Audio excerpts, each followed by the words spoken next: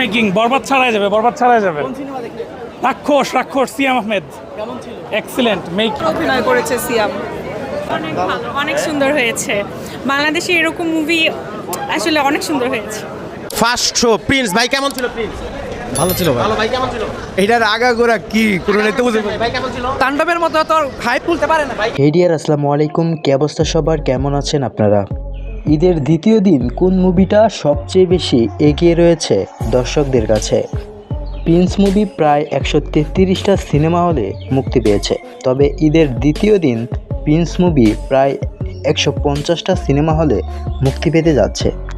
অপরদিকে রাক্ষস cinema single স্ক্রিনে প্রায় 33টা সিনেমা হলে মুক্তি পেয়েছে, তবে ঈদের দ্বিতীয় দিন আরও 25টা সিনেমা হল যুক্ত হয়েছে রাক্ষস মুভির সাথে। বক্স অফিস থেকে একটা আপডেট এসেছে কোন সিনেমার ইনকাম সবচেয়ে বেশি। এগিয়ে রয়েছে প্রিন্স মুভির ইনকাম।